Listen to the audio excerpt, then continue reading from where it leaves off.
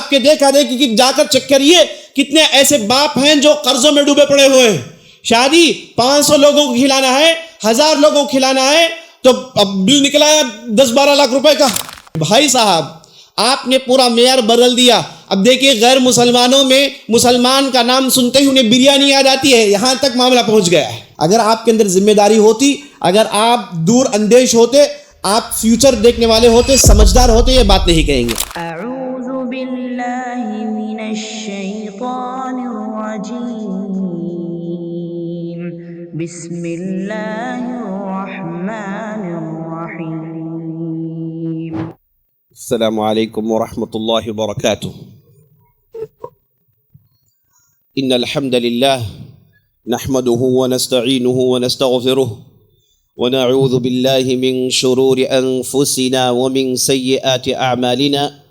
من يهده الله فلا مضل له ومن يضلل فلا هادي له. واشهد ان لا اله الا الله وحده لا شريك له واشهد ان محمدا عبده ورسوله. يا أيها الذين آمنوا اتقوا الله حق تقاته ولا تموتن إلا وأنتم مسلمون. يا أيها الناس اتقوا ربكم الذي خلقكم من نفس واحدة وخلق منها زوجها وبث منهما رجالا كثيرا ونساء واتقوا الله الذي تساءلون به والأرحام إن الله كان عليكم رقيبا. يا أيها الذين آمنوا اتقوا الله وقولوا قولا سديدا يصلح لكم أعمالكم ويغفر لكم ذنوبكم ومن يطع الله ورسوله فقد فاز فوزا عظيما. أما بعد فإن خير الحديث كتاب الله وخير الهدي هدي محمد صلى الله عليه وسلم وشر الأمور محدثاتها وكل محدثة بدعة وكل بدعة ضلالة وفي رواية وكل ضلالة في النار. فأعوذ بالله السميع العليم من الشيطان الرجيم. وأنكحوا الأيام منكم والصالحين من عبادكم وإن يكونوا فقراء يغنهم الله من فضله والله واسع عليم. وقال عليه الصلاة والسلام يا معشر الشباب من استطاع منكم الباءة فليتزوج فإنه أغض للبصر وأحصن للفرج ومن لم يستطع فعليه بالصوم فإنه له وجاء. تمام قسم کی تعریفیں و بڑائی و بزرگی اللہ رب العالمین کے لیے ہے جو مالک ارض و سما ہے, خالق کائنات ہے, مدبر حقیقی ہے, مالک حقیقی ہے. لاکھوں کروڑوں درود و سلام ہو احمد مجتبی محمد مصطفیٰ محمد بن عبداللہ الہاشمی پر, جنہیں اللہ سبحانہ و تعالی سارے کائنات کے لیے رحمت بنا کر مبعوث کیا. میں اللہ رب العزت کی بارگاہ میں دعا کرتا ہوں کہ اللہ سبحانہ و تعالی جس طرح ہمیں اس مبارک مجلس میں جمع کیا ہے اسی طرح ہمیں جنات الفردوس میں جمع کرے. آمین یا رب العالمین. موسم شادیوں کا ہے, مختلف حالات ہم دیکھ رہے ہیں. چلیے ان چیزوں کو مد نظر رکھتے ہوئے چند باتیں آپ کے سامنے عرض کرنے کی کوشش کرتا ہوں. چلیے بات کا آغاز ایک واقعے سے کرتے ہیں تاکہ آپ کو پتہ چل جائے کہ نبی صلی اللہ علیہ وسلم اور ان کے بعد کے زمانوں میں شادیاں کیسی ہوا کرتی تھیں, اور آج ہمارے معاشرے میں شادیاں کن دشواریوں سے جھونج رہی ہے وہ بھی آپ کے سامنے لانے کی کوشش کی جائے گی. واقعہ ہے سعید بن المسیب رحمہ اللہ کا. یہ سید التابعین, رئیس التابعین ان کا لقب ہے. ابو ہریرہ رضی اللہ عنہ کے داماد تھے. ان کے زمانے میں ان سے بڑا کوئی عالم نہیں تھا مدینے کے اندر اور ساری دنیا میں, اور سارے عالم اسلامی میں جانی پہچانی شخصیت تھی. اللہ اکبر. کتنے ایسے شاگرد نکلے جنہوں نے آگے چل کے حدیثوں کو جمع کیا, فقہی مسائل کو جمع کیا, سب ان کے شاگرد ہیں. آپ نام لیجئے, کوئی ان کے شاگردوں سے باہر نہیں نکلے گا. یہ تھے سعید بن مسیب رحمہ اللہ ورضی عنہ. یہ مدینے میں درس دیا کرتے تھے. ایک دن جب درس دینے کے لیے آئے تو دیکھا کہ مجلس میں ان کے ایک شاگرد جن کا نام کثیر ابن ابی ودعہ ہے وہ غیر موجود ہیں. پوچھا کہ کہاں ہیں بھائی؟ تو کہا گیا کہ ان کی بیوی کا انتقال ہو گیا، گھر میں قسم پرسی کا عالم ہے، فقیر آبادی ہے، تو مشکلات ہے، تو اس لیے پیسے جمع کرنے کے لیے ادھر ادھر مصروف ہیں۔ تو سعید بن مسیب نے کہا کہ ٹھیک ہے۔ ایک دن گزر گیا، 2 دن، 3 دن، ہفتہ گزر گیا، تو ایک ہفتے کے بعد کثیر پھر اس مجلس میں حاضر ہوتے ہیں۔ تو سعید بن مسیب نے انہیں دیکھا، درس کا آغاز کیا۔ درس کے اختتام پر سعید بن مسیب نے کثیر بن ابی وداع سے پوچھا، اے کثیر، کیا تم شادی کرنا چاہو گے؟ یاد رکھیں سعید بن مسیب رحمہ اللہ کہ یہاں بیٹیاں ہوا کرتی تھی۔ ان کی ایک بیٹی تھی جو انتہائی ہونہار تھی، اس کا رشتہ آیا ہوا تھا ولید بن عبد الملک سے۔ ولید بن عبد الملک کون ہے؟ اس زمانے کا خلیفہ اور خلیفے کا بیٹا، ولی العہد کا رشتہ آیا ہوا تھا سعید بن المسیب کی لڑکی کے لیے اور دختر کے لیے۔ اندازہ لگائیں، سارے عالم اسلامی کا خلیفہ، کوئی معمولی رشتہ نہیں ہے، کوئی مشہور آدمی نہیں ہے، کوئی تاجر آدمی نہیں ہے، بلکہ سارے عالم اسلامی کا خلیفہ اور اس کے لڑکے کا رشتہ آیا ہوا تھا سعید بن مسیب رحمہ اللہ کے گھر۔ اور سعید بن مسیب نے بغیر کسی دقت کے، بغیر کسی تردد کے کہہ دیا کہ بھائی ہم اس کے لیے تیار نہیں ہیں، کہہ دیا کہ بھائی ہم اس کے لیے تیار نہیں ہیں۔ خلیفہ نے بار بار کہا کہ نہیں، میں اس کے لیے تیار نہیں ہوں، بڑے آسانی سے لوٹا دیا۔ یہ مقام تھا اور خلیفے کے اندر یہ اتنی وقت نہیں کہ وہ کچھ کہیں، مقام والے ہیں، خاموشی خلیفہ نے اختیار کر لیا۔ اب آئیے اس سیناری کو دیکھیے، مجلس میں کثیر بیٹھے ہوئے ہیں، غریب آدمی ہیں، ابھی ان کی بیوی کا انتقال ہوا ہے، گھر میں قسم پرسی کا عالم ہے۔ تو سعید پوچھتے ہیں کہ اے کثیر، تم شادی کرنا چاہو گے؟ تو کثیر کو بات سمجھ میں نہیں آئی۔ انہوں نے کہا کہ حضرت ابھی گھر میں انتقال ہوا ہے، گھر میں حالات بڑے دگرگوں ہیں، پریشان کن ہیں، ایسے موقع میں دوبارہ شادی، اس تعلق سے میرا ذہن تیار نہیں ہے۔ لیکن پوچھا شادی کرنا چاہو گے؟ تو کثیر نے ہاں کہہ کے سر ہلا دیا اور درس کا سلسلہ شروع ہو گیا۔ اور درس جیسے ہی ختم ہوا تو سعید بن مسیب نے کثیر سے کہا کہ آگے آ جاؤ۔ اور جیسے ہی آگے گئے تو حضرت اس بار خطبہ حاجت پڑھ رہے ہیں، یعنی خطبہ نکاح پڑھ رہے ہیں، الحمدللہ ان الحمدللہ نحمدہ ونستعینہ۔ اور جیسے ہی خطبہ ختم ہوا، سعید بن مسیب نے کہا کہ میں نے تمہاری شادی میری لڑکی سے کر دی، کیا تم قبول کرتے ہو؟ کثیر بن ابی وداع تھوڑی دیر ان کے پیروں تلے زمین نکل گئی، پسینہ نکل آیا، تھوڑی دیر کے لیے ہل کر رہ گئے، تو بعد میں کہا کہ ہاں میں قبول کرتا ہوں۔ تو جیسے ہی قبول کرتا ہوں کہا، سعید بن مسیب اٹھے اور اپنے گھر چلے گئے۔ اور کثیر اب گھر دیوانہ وار بھاگ رہے ہیں، اور گھر میں داخل ہوئے، کہا اماں جان میری شادی ہوگی۔ کہا پگلے کب شادی ہوئی؟ ابھی تو تیری بیوی کا انتقال ہوا، دماغ تیرا ٹھکانے ہے؟ کہا کہ نہیں، اور سنو میری شادی سعید بن مسیب کی لڑکی سے ہو گئی۔ کہا پگلا گیا، کنفرم پگلا گیا ہے میرا لڑکا، سعید بن مسیب کی لڑکی، اور تیری شادی؟ کہا کہ ہاں پوچھ لو میرے دوستوں سے۔ سبوں نے کہا، سبوں نے دیکھا، سبوں نے شہادت دی اور میری شادی ہو گئی۔ تو کثیر بن وداع کی والدہ ادھر ادھر بھاگتی ہے، کہتی ہے کہ اس نے کیا کر دیا، ہمارے گھر میں کچھ ہے ہی نہیں، کوئی تیاری نہیں ہے، اور کس کی لڑکی اور کہاں آئے گی؟ یہ چیخ رہی تھی، بلبلا رہی تھی، بک رہی تھی۔ اب اتنے میں ہوا یہ کہ مغرب کا وقت آ گیا، پھر عشاء کا وقت آ گیا، اور جیسے ہی عشاء کا وقت آ گیا، نماز پڑھنے کے بعد والدہ اور لڑکا دونوں بیٹھ کے کھا رہے ہیں، سوچ رہے ہیں کہ انتظام کیا کریں، کہاں رکھیں، اس گھر میں، اس جھوپڑی میں۔ تو دونوں یہ سوچ رہے تھے، گفتگو چل رہی تھی، اتنے میں دروازے میں دستک ہوئی۔ تو کثیر کہتے ہیں کہ میں دروازے کے پاس گیا، کہا کہ کون ہے؟ سنت کا طریقہ، کہا کہ کون ہے دروازے کے پاس؟ تو وہاں سے جواب آیا سعید۔ کثیر بن ابی وداع کہتے ہیں کہ دنیا میں جتنے بھی میرے دوست جن کا نام سعید تھا، سب کا ذہن میں آ گیا نام، سب کا چہرہ سامنے گھوم گیا، لیکن یہ سعید کا چہرہ سامنے نہیں آیا۔ سعید بن مسیب اور میرے گھر میں آ کے دستک دے، یہ کیسے ممکن ہے؟ وہ تو کئی سالوں سے ان کا طریقہ مسجد اور گھر، بس 40 سال گزار دیے۔ سعید بن مسیب ایک مرتبہ گورنمنٹ نے ارسٹ کر لیا، اور جیسے ہی وہاں سے چھٹکارا پائے دوڑ کر نماز کے لیے آئے، دیکھا کہ لوگ نماز کے لیے کھڑے ہو گئے، تو کہا کہ 40 سال سے جس فرد کی تکبیر تحریمہ نہیں چھوٹی، آج ظالموں نے تاخیر کروا دی۔ یہ سعید بن مسیب کا عالم تھا۔ تو گھر اور مسجد، اس کے علاوہ کوئی راستہ جانتے نہیں تھے۔ تو کثیر کہتے ہیں کہ دنیا میں جتنے بھی کثیر میں جانتا تھا، سب کے ذہن میں میرے ان کے چہرے آ گئے، لیکن یہ سعید کا ذہن میں چہرہ نہیں آیا۔ تو میں نے کہا کہ کون سعید ہیں؟ تو کہا سعید بن المسیب، یہ کہنا تھا۔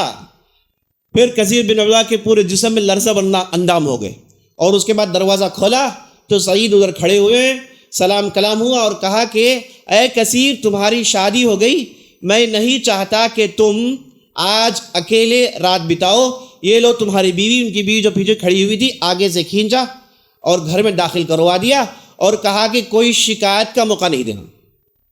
اب لڑکی سے کہا کہ کوئی شکایت کا موقع نہیں دینا، یہ کہہ کے وہاں سے نکل گئے سعید بن مسیب رحمۃ اللہ علیہ۔ اور کثیر بن عبداللہ کہتے ہیں کہ گھر میں داخل ہوئے، بیوی آ گئی اور ان کی آواز سر پیٹ رہی ہے کہ یہ کیا ہو رہا ہے نا، یہ کیا ہو رہا ہے، معاملہ ہی کچھ الگ ہے۔ کہتی ہیں ادھر ادھر دوڑی، آس پاس پڑوسوں کو سب کو جمع کیا، بعد میں چھوٹا سا ولیمہ ہوا، اور اس کے بعد کثیر بن عبدالوداع کی شادی ہو گئی۔ اور کثیر کہتے ہیں جب وہ بڑے وقت کے عالم بن گئے تو انہوں نے کہا کہ میں نے یہ سمجھا کہ بھائی جب سعید بن مسیب نے میری شادی کر دی تو کہیں نہ کہیں کچھ نہ کچھ ڈیفیکٹ تو ہوگا، لڑکی کے اندر ذہنی خامی یا پھر کچھ نہ کچھ تو ہوگا، ورنہ ایسے کب ہوتا ہے۔ کہتے ہیں کہ میں نے اس لڑکی کے پاس سعید کا تفسیر کا علم دیکھا، سعید کا فقہ کا علم دیکھا، سعید کے جو ہے حدیث کا علم دیکھا، یعنی سعید بن مسیب کے مقام کی لڑکی تھی یہ، اتنا علم انہوں نے دیا ہوا تھا۔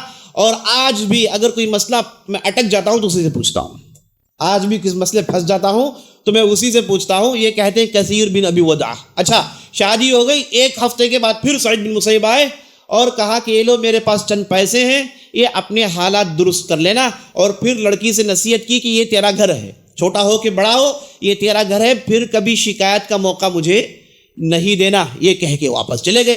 تو اندازہ لگائیں کتنی آسانی سے شادی ہو گئی، خلیفے کا لڑکا ہے اور مانگنے ہر طریقے کے چیزیں موجود ہیں، لیکن سعید بن مسیب نے شادی کو آسان کیا۔ عزیز ساتھیو، کسی بھی معاشرے میں اگر آپ جاننا چاہتے ہیں کہ وہ زندہ معاشرہ ہے، صحت مند معاشرہ ہے، معاشرے کے لوگ عقل رکھتے ہیں، سمجھدار ہیں، تو جان رکھیے گا کہ اس معاشرے میں شادیاں آسان ہوتی ہیں اور شادیاں سادی ہوتی ہیں۔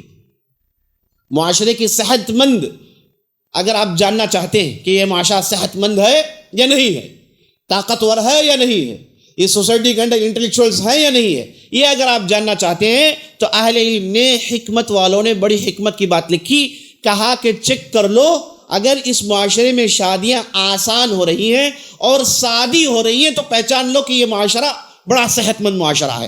اگر ایسا نہیں ہو رہا ہے تو جان رکھو کہ معاشرے کے اندر ڈھیر سارے خرابیاں ہیں۔ پہلے اس کے اندر زنا عام ہو چکا ہے، بے حیائی عام ہو چکی ہے، اور اس کے بعد اس کے نوجوان ناکارہ بیکارہ گھوم رہے ہیں، ان کے ہاں کمانے کے لیے کمائی نہیں ہے۔ یہ ساری خامیاں، یہ ساری سمٹمز آ جائیں گی اگر آپ یہ چیز نہیں کر پائے۔ اور کتنی صحیح بات ہے، آج ہمارے معاشرے میں شادی کو اتنا دشوار کر دیا، اتنا دشوار کر دیا، اور وہ نکل کر آگے یہ جو مغربی ذہن رکھنے والے ہے نا، ویسٹرن دنیا کو اپنا سب کچھ سمجھنے والے، وہ خیالات رکھنے والے، وہ آتے ہیں، انہوں نے کہا دیا کہ بھائی شادی کی ضرورت ہے کیا ہے، اب تو لیونگ ریلیشن شپ ہے، جاؤ کسی بھی عورت کے ساتھ رہو 1 مہینہ 2 مہینہ، اور اس کے بعد آپ کہو کہ بریک اپ ہو گیا اور اس کے بعد چھوڑ دو، اور پھر سانڈی کی طرح کسی اور کی تلاش میں نکل جاؤ، اور وہ بھی کسی اور کی تلاش میں نکل جائے گی۔ اب یہ پروموٹ کیا جاتا ہے کہ بھائی شادی کی کوئی ضرورت نہیں ہے بچے پیدا کرنے کے لیے، اور اس میں بڑی تیزی سے کام ہو رہا ہے، اور سوشل میڈیا میں اسے دکھایا جاتا ہے، اس تعلق سے فلم بنائے جاتے ہیں، سیریلز بنائے جاتے ہیں، اور پورے پبلک کا ذہن تیار کیا جاتا ہے ان بے حیا حرکتوں کے لیے۔ اب کیسے کیسے بے حیائیاں پہنچ گئی ہیں، کس حد تک یہ لوگ چلے گئے ہیں، اس کی تفصیل بیان کرنے کی ضرورت نہیں۔ اب تو شادی کرنے کے لیے ایک عورت کی بھی ضرورت نہیں ہے، معاملہ وہاں تک پہنچ گیا ہے نا۔ اب اسے لیگل کیا جا رہا ہے نا، حکومتوں کے سطح پر بڑے بڑے پارلیمنٹس میں بل پروموٹ کیے جاتے ہیں، کہتے ہیں کہ یہ بے حیائی جائز ہے، کر سکتے ہیں، کیونکہ تنگ آ گئے اور شادیاں اتنی دشوار کر دی کہ یہ ایک آدمی شادی کرے گا تو فلاں فلاں کرے گا، اور اتنے پیسے چاہیے اور اتنی دقتیں چاہیے۔ آدمی ان دقتوں کو دیکھتا ہے، ان تکلیفوں کو دیکھتا ہے، کہتا ہے کہ بھائی شادی کی ضرورت ہی نہیں ہے، ختم کرو۔ اور اس کے بعد ایسے غلط سلط رشتوں میں لوگ پڑھ کے دنیا اور آخرت دونوں کو برباد کر رہے ہیں۔ دنیا کیسے برباد ہو گئی؟ اگر معاشرہ ایسے بے حیائی کاموں میں اتر آیا، ڈھیر سارے بیماریاں آئیں گی، اور اس کے بعد عورت پر ظلم ہوگا۔ جب بھی معاشرے میں پراپر شادیاں نہ ہو، یاد رکھ لیجئے عورتوں پر ظلم ہوگا۔ وہ کیسے بھائی؟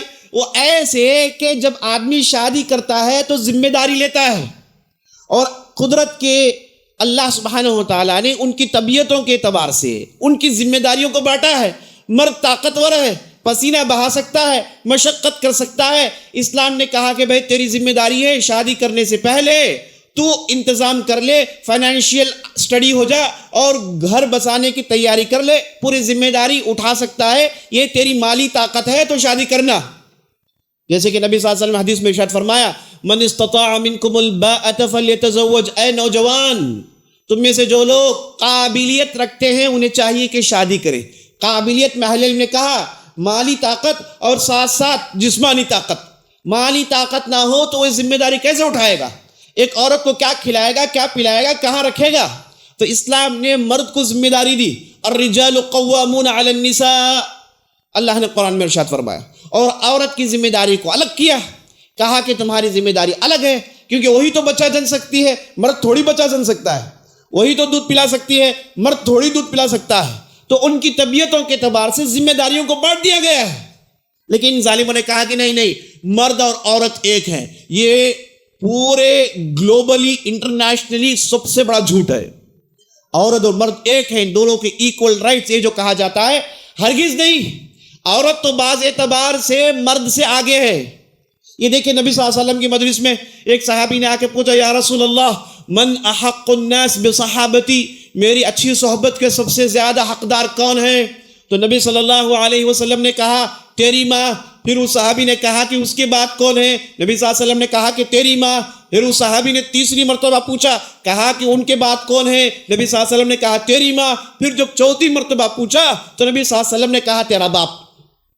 یعنی 100 میں 75% عورت یعنی ماں کے مرتبے کو بڑھایا گیا، باپ کے مرتبے کو 25% دی گئی۔ تو دونوں ایک ہوئے؟ ہرگز نہیں۔ تو بعض اعتبار سے عورت مردوں سے آگے ہے۔ اب ان ظالموں کو عورت کو لانا ہے سڑکوں میں، اسے بے پردہ کرنا ہے، اسے یہ کہہ کے اسے شہ دینا ہے، اسے ایک سازش میں پھنسانا ہے کہ تو مرد کے برابر ہے۔ اور اس کے بعد کیا کام لیتے ہیں؟ جائیے دیکھیں معاشرے میں ہوتا کیا ہے۔ ہوتا یہ ہے کہ وہ بچے بھی جنتی ہے، دودھ بھی پلاتی ہے، گھر کا دیکھ بھال بھی کرتی ہے، کھانا بھی پکاتی ہے، ساتھ نوکری بھی کرتی ہے۔ نوکریوں میں جاتی ہے، ادھر مصروف ہے، پھر آتی ہے گھر کے بھی کام کرتی ہے۔ اور مرد حضرت کرتے کیا ہے؟ وہ تو گھومتے رہتے ہیں بس، ہے کہ نہیں؟ تو عزیز ساتھیوں، یہ جو ہائیلی امبیلنس ہو گیا، اس میں عورتوں پر ظلم ہوگا۔ شادیاں آسان نہ ہو تو عورتوں پر ظلم ہوگا، اسے یاد رکھ لیجئے گا۔ اچھا، ایک طرف ان لوگوں نے ایسی پریشانیاں شروع کی، بے حیائی عام کر دی۔ اب آئیے ہمارے معاشرے میں شادی کے نام سے، شادی سے پہلے اور شادی کے بعد اتنے سارے رسم و رواج، اتنی ساری چیزیں ہوتی ہیں کہ ایک باپ جس کے پاس بیٹی ہے وہ ان چیزوں کو دیکھ کر کہتا ہے کہ الامان الحفیظ، کہتا ہے کہ بھائی یہ کب سے ہو پائے گا، اتنے سارے پیسے میں کہاں جگاڑ کر پاؤں گا، ہے کہ نہیں؟ اتنی دقت کر دی ہے۔ اور ہمارے معاشرے میں بعض ایسے بھی بھیکاری ہیں جو جہیز لیتے ہیں، کہتے ہیں کہ یہ ہمارا لڑکا ہے، تمہاری لڑکی سے شادی کرنا چاہے گا تو اتنا تمہیں دینا پڑے گا، تمہیں سونے اتنا دینے پڑے گے، گھر آپ کو دینا پڑے گا، فلاں دینا پڑے گا۔ اس سے بہتر تھا کہ کھٹورا لے کے مسجد کے دہلیزوں میں کھڑے ہو جاتے، لوگوں سے بھیک مانگتے تو انہیں چند سکے مل جاتے۔ ایسے بھیکاریوں کی کچھ کم تعداد نہیں ہے۔ یاد رکھ لیجئے، بے حیائی پھیلانے میں ان بھیکاریوں کا بھی کچھ کم یوگدان نہیں ہے، بڑا یوگدان ہے ان لوگوں کا، یہ بھی یاد رکھ لیجئے۔ اب اس کے بعد چلیے میں پوچھتا ہوں، اسلام میں جب آدمی شادی کرتا ہے کیسی شادی ہونی چاہیے؟ آپ نے دیکھ لی، آپ نے دیکھا اسلام نے لڑکی اختیار کرنے کے لیے آسان اصول بتائے۔ اذا آتاکم من ترضون دینہ وخلقہ فزوجوہ، آپ نے اخلاق کو دیکھ لیا اور آپ نے دین کو دیکھ لیا۔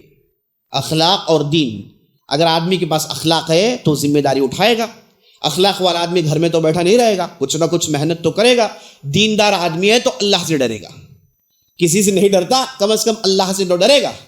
تو نبی صلی اللہ علیہ وسلم نے یہ دو نقطوں کو کہا کہ بھئی یہ دو چیک کر لو اور اس کے بعد شادی کرو، یہ دو چیک کر لو اس کے بعد شادی کر لو۔ اور مردوں سے کہا کہ دیکھو، عورتوں کی شادیاں حسب نسب، دولت، خوبصورتی کی وجہ سے ہوتی ہے، یاد رکھنا شادی کی بنیاد دینداری پر رکھنا، دیندار لڑکی کو چننا تاکہ تمہاری زندگی خوشی ہو جائے. اور جن لوگوں نے بھی کیا ان کی زندگیاں خوشی سے، اور جن لوگوں نے دولتوں کو دیکھا، حسب و نسب کو دیکھا اور اس کے بعد خوبصورتی دیکھی اور دین نہیں دیکھا تو خطرناک نقصان اٹھا رہے. ایسی ایک نہیں کئی مثالیں میرے آنکھوں کے سامنے. تو بہرحال ہمارے معاشرے میں شادی کو اتنا دشوار بنا دیا گیا اور اس کے اندر ایسے فنکشنز ڈال دیے گئے، ایسے فیسٹ ڈال دیے گئے، اتنا خرچہ کر کے، اور لڑکی پر اتنا بوجھ ڈال دیا جاتا ہے اور لڑکی کے ذمہ داروں پر اتنا بوجھ ڈال دیا جاتا ہے، نعوذ باللہ، وہ ان کے لیے تو نائٹ میئر ہو گیا ہے. ہوتا کیا ہے ہمارے معاشرے میں؟ شادی سے پہلے کہتے ہیں کہ ہلدی کا رسم، پہلے تو لین دین اس کی مصیبت کھڑی ہو گئی، اور اس کے بعد ہلدی کا رسم، فلاں رسم، اس میں اتنا خرچہ، اس میں اتنا خرچہ، اتنے لوگوں کو تمہیں کھلانا ہے، اتنے لوگوں کو تمہیں کھلانا ہے. اب مجبور آدمی کرتا کیا ہے؟ مجبور آدمی جاتا ہے، جا کے سیدھے بینک سے فلاں جگہ سے لون لیتا ہے، سود لیتا ہے اور زندگی بھر پھڑتے رہتا ہے. اور اس لڑکی اس کے لیے نعمت ہونی چاہیے تھی، لیکن معاشرے کے ان ظلموں نے اس لڑکی کو نقمت اور مصیبت بنا دی اس کے حق میں. اور بعض ہمارے معاشرے میں ایسے ہوتے ہیں جن کے پاس مال ہوتا ہے اور وہ دانت کس کے انتظار میں رہتے ہیں، دانت کس کے انتظار میں رہتے ہیں کہ میری بیٹی کی شادی کو تو آنے دو، میرے بیٹے کے شادی کو تو آنے دو، دکھاتا ہوں کہ میں کتنا بڑا مالدار ہوں، ایسی شادی کروں گا، ایسی شادی کروں گا، سب لوگ تعریف کریں گے اور اتنا خرچ کروں گا، فلاں کروں گا، فلاں کروں گا. اور یہ صاحب کے دیکھا دیکھی کتنے لوگ ہیں ایسے ہو جاتے ہیں. اب اس کے بعد کیا ہے؟ میں کہوں گا کہ حضرت اللہ آپ کو ہدایت دے، آپ کی مالی طاقت اسے ثابت کرنے کے لیے جگہ نہیں ہے. کانسیپٹ غلط ہے، آپ نے غلط سمجھ لیا ہے. شادی یہاں آسان ہونی چاہیے. اپنی مالی طاقت، لوگوں کو کھلانا پلانا ہے، بڑا فنکشن کرنا ہے تو اس کے لیے دوسری جگہیں ہیں. کتنے ایسے غریب ہیں، جائیے انہیں کھلائیے. کتنے ایسے یتیم ہیں، جائیے انہیں کھلائیے. کتنے ایسے محتاج ہیں، انہیں کتنی چیزوں کی ضرورت پڑتی ہے، ان پیسوں کو آپ ٹھیک ٹھاک جگہ لگائیے.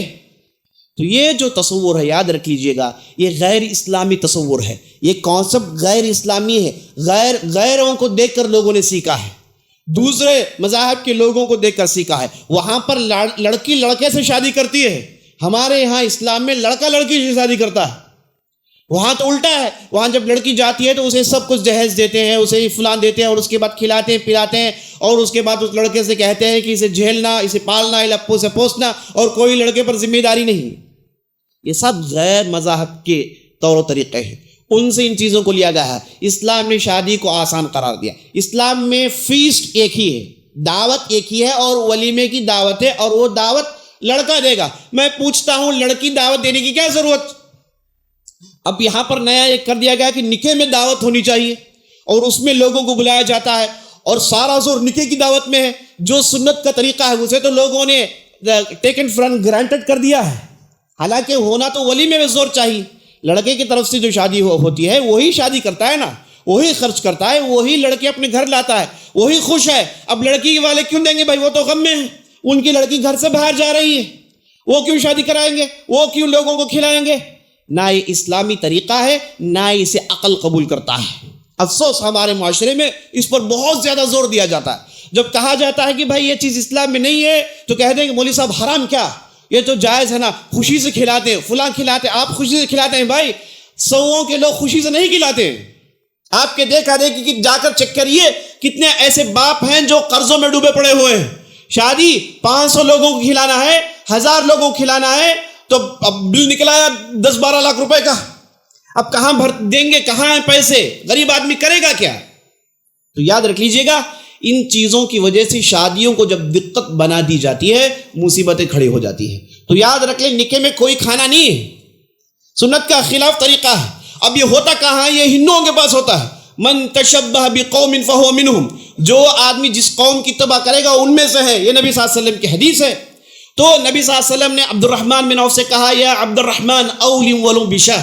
ایک مرتبہ عبد الرحمن بن عوف آئے، دیکھا ہے کہ ان کے کپڑے میں پیلا رنگ، عطر کا رنگ پڑا ہوا ہے جو عام طور پر نوشہ لگاتے ہیں. تو نبی صلی اللہ علیہ وسلم نے پوچھا، عبد الرحمن تمہاری شادی ہو گئی؟ کہا کہ ہاں. کہا اولم ولو بشاہ، اے عبد الرحمن ولیمہ کریے اگر ایک بکری کاٹ کر ہی کیوں نہ ہو. یہاں دیکھیے عبد الرحمن نبی صلی اللہ علیہ وسلم کے چہیتے صحابی، عشرہ مبشرہ میں سے ہیں. انہوں نے نبی صلی اللہ علیہ وسلم کو دعوت نہیں دی ہے. نبی صلی اللہ علیہ وسلم نے ان کے لباس کو دیکھ کے پہچانا.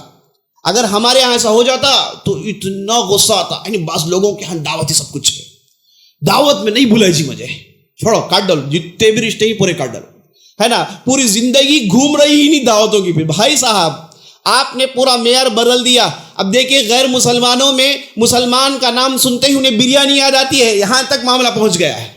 انہیں شادیاں اور بریانیاں یاد آتی ہیں. مسلمان وہ ہیں جو دھوم دھام سے شادی کریں گے اور خوب کھلائیں گے. بھائی صاحب غلط جگہ محنت ہو رہی ہے. یہ آسان ہونا چاہیے. میں ان نوجوانوں کو دیکھنا چاہتا ہوں جو شادیوں کو آسان کر کر دکھاتے ہیں. بعض لوگ کہتے ہیں کہ بھائی گھر میں پریشر ہے, فلاں غصہ کر لے. میں کہتا ہوں کہ ان غصے بھاڑ میں جائیں. ان کا غصہ 3-4 دن کے بعد درست ہو جائے گا. ایک دعوت کھلائیے, خوش ہو جائیں گے. آپ اپنے اللہ کو تو راضی کر لیجئے. اور جن لوگوں نے یہ کام کیا انہوں نے رول ماڈل قائم کیا اور بہترین دوسرے طریقے سے شادیوں. میں ایک صاحب کو جانتا ہوں, ان کے 6 لڑکیاں ہیں. انہوں نے ہر شادی سنت کے طریقے پر کی اور بہترین انداز سے ان کی شادیاں ہوئی. اور یہ جو کہتے ہیں کہ بھئی فلاں غصہ کر لیں گے, فلاں کے لیے, یاد رکھیے گا فلان اللہ کے پیچھے جائیں گے, اپنے دین گنوا بیٹھیں گے آپ. سمپل طریقہ یہ ہے کہ لڑکا ولیمہ دے گا بس. اور شادی کی مجلس میں ضروری نہیں کہ بستی سے لوگ آئیں, فلان جگہ سے لوگ آئیں. نکاح کی مجلس میں نہیں تو کیا ہوگا, نہیں ہوگا. اچھا ہی ہے آپ نے آ کے آپ ولیمہ کھا کر جائیے. نکاح کی مجلس میں پوری دعوتی پورے رشتہ دار ہونے کا ضروری نہیں ہے. نکاح کی مجلس کیا ہے کہ ایک ہوگا خطبہ دینے والا, ولی, نوشہ, شہادت دینے والے چند لوگ, نکاح ہو گیا. بھائی ابھی آپ نے دیکھا عبد الرحمن بن عوف, انہوں نے شادی کی, نبی صلی اللہ علیہ وسلم کو خبر نہیں. یہی شادی سمپل طریقہ ہے. اب شادی کے ساتھ ساتھ اب دیکھیے اس کے بعد ایکسٹرا فٹنگز تو گنتے جائیے. اور جو ہے نوشہ کا لباس, اس سے پہلے ادھر سے زیارتیں, ادھر سے زیادہ منگنی کریے. بعض لوگ کہتے ہیں منگنی بھی شادی خانے میں کریں گے, اس میں بھی جو ہے نا کمپا ڈبائیں گے تبھی ہمارے لیے راحت ہے. بعض لوگ کہتے ہیں کہ ایسی شادی کو تو پتہ نہیں چلے گا. یاد رکھیں جی ایسی شادی میں برکت ہوتی ہے. کتنے ایسے دھوم دھام کی شادیاں ہم نے دیکھی 2 دن ٹکی نہیں, 2 دن 3 دن ٹکی نہیں, ختم ہو گئے, گھر واپس آ گئے, بات ختم. تو جو آپ سنت کا طریقہ اختیار کریے, سکون و امان رہے گا. بعض لوگ کہتے ہیں کہ بھائی اس میں اتنی شدت کرنے کی کیا ضرورت, نکاح کا کھانا ہی تو ہے. میں کہوں گا کہ آپ وہ آدمی ہیں جو بغیر کوئی ذمہ داری کی بات کہہ رہے ہیں. اگر آپ کے اندر ذمہ داری ہوتی, اگر آپ دور اندیش ہوتے, آپ فیوچر دیکھنے والے ہوتے, سمجھدار ہوتے, یہ بات نہیں کہیں گے. آپ کہیں گے کہ حلال کھانا ہے, ہم کھا لیتے ہیں, ہم دعوت میں چلے جاتے ہیں. یاد رکھ لیجیے آپ جاتے رہیں گے تو رواج نہیں ٹوٹے گا, غیر اسلامی رواج ہرگز نہیں ٹوٹے گا. اسے توڑنا ہے تو کھڑے ہونا چاہیے, کہنا کہ بھائی ہمارے یہاں نکاح کی دعوت نہیں ہے, ولیمے کی دعوت سنت ہے, اس میں آؤں گا. آپ سیدھے سیدھے کہیے جو بھی دعوت دیتا ہے. اتنا بھی آپ اللہ کے لیے نہیں کہہ سکتے فلاں روٹ جائیں گے, روٹنے دو بھائی, کیا ہو جائے گا. اللہ کے لیے روٹنا تو یہ بھی طریقہ ہے انبیاء علیہ السلام کا. ان کا دل رکھیں, ان کا دل رکھیں, اور آپ کی سنت, آپ کا طریقہ ضائع ہو جائے. یہ کیسا اسلامی طریقہ ہے, یہ کیسا مسلمان ہے, کیسا ایمان ہے. تو ان چیزوں کو تو بعض لوگ ہیں کہتے ہیں کہ مولوی صاحب آپ کی بات بالکل صحیح ہے, لیکن فلاں میرا پرانا دوست ہے, فلاں رشتہ دار ہیں, اگر میں نکاح میں نہیں جاؤں گا تو غصہ کر لیں گے. میں کہتا ہوں کہ بھائی انہیں غصہ کرنے دو, انہیں ریئلائز کرنے دو کہ بھائی یہ طریقہ سنت کا طریقہ نہیں ہے, یہ دوسرے مذاہب سے لیا گیا ہے. یہ جو لڑکی والوں پر جو زور ڈال کے ان کے کھانے کھائے جاتے ہیں, یہ دوسرے مذاہب سے لیے گئے ہیں, اسلامی طریقہ نہیں ہے. مجھے شرم آتی ہے جب میں دیکھتا ہوں کوئی داڑھی والا آدمی, دیندار آدمی ان مجلسوں میں گھومتا پھر رہا ہے. میں پوچھتا ہوں کہ بھائی آخر تیرا دین اور تیرا یہ ایمان, یہ تیری نمازیں ایسے غیر جائز چیزوں کے کرنے کے لیے ابھارتی ہیں؟ تو ایسی جگہ رکنا چاہیے, اور ایسی جگہ ہم جب تک روکیں گے نہیں, کھڑے نہیں ہوئیں گے, یہ رواجات ختم نہیں ہوتے. یاد رکھ لیجئے, ایک ہے بدعات, عبادت میں اضافت, ایک ہے غیر شرعی عادات, جو عام عادتوں میں اضافت. تو جیسے آپ بدعات کے مخالف ہیں, ویسے آپ کو غیر شرعی عادات کے خلاف بھی کھڑے ہونا ہے نا. دونوں ڈینجر ہیں. دونوں اگر آئیں گے, غیر ضروری پریشانیاں, غیر ضروری بوجھ, اور اس کے بعد دیکھیے بے حیائی کا لمبا دروازہ کھل گیا ہے. اور ہمارے معاشرے میں اللہ حفاظت فرمائے ہمارے نوجوانوں کی حالات کیا ہو رہی ہے. کوئی شادی کرنے کے لیے تیار ہو ہی نہیں رہا, کیونکہ اس کے گھر میں اس کی بہنیں ہیں, اس کی بہنوں کی شادی ہوگی تو اس کی شادی ہوگی. بہنوں کی شادی کے لیے کیا چاہیے بھائی, نکاح کا کھانا 500 لوگ کھلائیے, ہلدی کریے, اتنا مال ڈالیے, یہ شادی خانے میں کریے. یہ سارے اخراجات آدمی نکالتا ہے تو اس کے ہاتھ میں جو طاقت ہی نہیں. کب کرے گا, اس کی کیا شادی کب ہوگی. اب اس کے بعد لڑکیاں جاتی ہیں, وہ اپنا انتظام کر لیتی ہیں, نعوذ باللہ. یہ ساری چیزیں دیکھنا چاہیں گے آپ. اگر نہیں دیکھنا چاہتے ہیں تو شادیوں کو آسان کریے، شادیوں کو سادی بنائیے، شادی سادی ہونی چاہیے. شادی اگر ہنگامے والی ہو گئی معاشرہ بگڑ جائے گا. اقول قولی ھذا واستغفر اللہ لی ولکم ولسائر المسلمین من کل ذنب وخطیئۃ فاستغفروہ انہ الغفور الرحیم.